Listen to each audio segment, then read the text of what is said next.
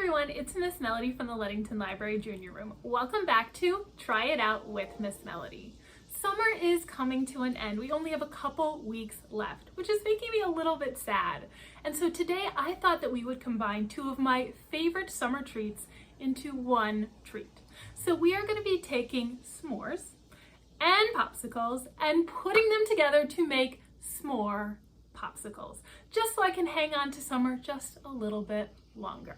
S'more popsicles are super easy to make. You can make them in about 15 minutes, and then they only need about 2 hours in the freezer until they're ready to eat.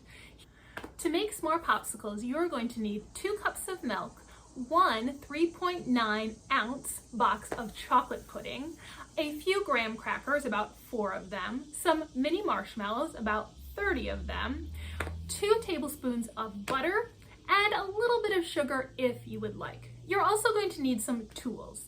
You will need some bowls and spoons to mix with, some measuring cups, and you will also need some kind of popsicle mold. This can be any type of popsicle mold. If you don't have a popsicle mold, you can make your own using just some paper cups with maybe a plastic spoon stuck in there, or you can make some teeny tiny popsicles using an ice cube tray. Our first step to making s'more popsicles is going to be making the chocolate pudding filling. For the chocolate pudding filling, you're going to need 2 ingredients, 2 cups of milk and that box of chocolate pudding. You're going to put both of those ingredients into the bowl and stir them up. You can use a spatula or a spoon or even a whisk. Works really well to combine these ingredients. When you have combined them really well and the mixture is nice and smooth, you're going to put it into the fridge to cool for 5 minutes and let the pudding set. While your pudding is cooling in the fridge, you're ready to start making the graham cracker part of our popsicles. For this, we are going to be using 2 tablespoons of butter and about 4 graham crackers. If you also want to add 1 tablespoon of sugar to this, you can, but it's really sweet enough without the sugar. First, you're going to melt the butter in the microwave. This should only take a couple of seconds. You don't want it exploding all over your microwave. Also, make sure that you have an adult to help you do this. Then you're going to need to crush up your graham crackers into teeny tiny little pieces, kind of like a dust. I think the best and funnest way to do this is to put your graham crackers into a plastic baggie and then just smush them with your hands or your fists until they're in teeny tiny little pieces. Once your graham crackers are in a nice fine dust of teeny tiny pieces, you're going to measure out 1/2 cup of them and stir them in with your 2 tablespoons of butter. You're going to stir that mixture until it's nice and combined. Once your graham crackers are combined, you should be ready to take your pudding out of the fridge. It should be nice and set. And now we are ready to put together our popsicles into layers. We're going to start by putting about 2 teaspoons of the graham cracker mixture into the bottom of our molds.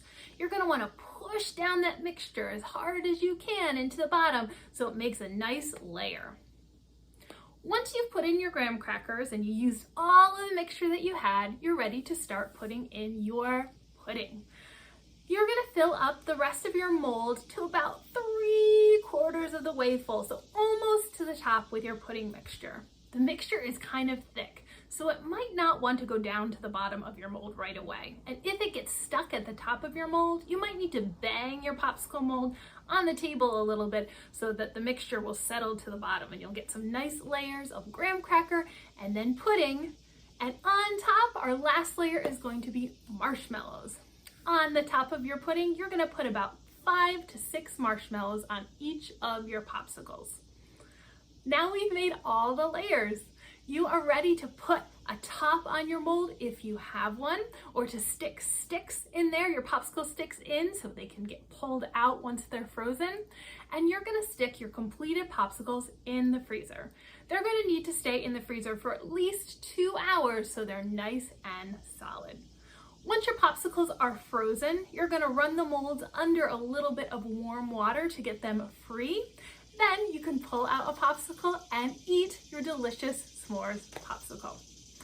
But before you go today, not only do I have a recipe for s'mores popsicles for you, I also have a few book recommendations. These are going to be great books to read to celebrate the very last weeks of summer. The first book I have have for you is by one of my favorite picture book authors, which is Kevin Henkes. I think I have already read to you at least one Kevin Henkes book this year because I really, really like him. He does one book, I think, for each season of the year, and this is his summer book. It is called Summer Song. It's a great picture book with all of the things that we love about summer in it. The next book I have for you is also a picture book, but it is a wordless book. This is called One Summer Up North by John Owens, and it tells the story of a family that is going on a camping trip. They are having lots of adventures exploring up north, going canoeing and seeing lots of cool things, and this is a wordless book, so you can kind of make up your own story by looking at the pictures. The last book I have for you is an easy reader, so it means that kids can start reading it on their own. It is called The Truth About My Unbelievable Summer by David Callie. And this is about a boy who's going to school and his teacher asked him to tell her what he did over the summer. So he's talking about a crazy adventure that he went on during the summer. Let's see if you believe that everything he talks about actually happened. Thanks so much for joining me today. I hope that you enjoy these fabulous S'mores popsicles. I hope that you've gotten a chance to come visit us up in the junior room and check out some books. We would love to see you if you have not yet been in, and I will see you later.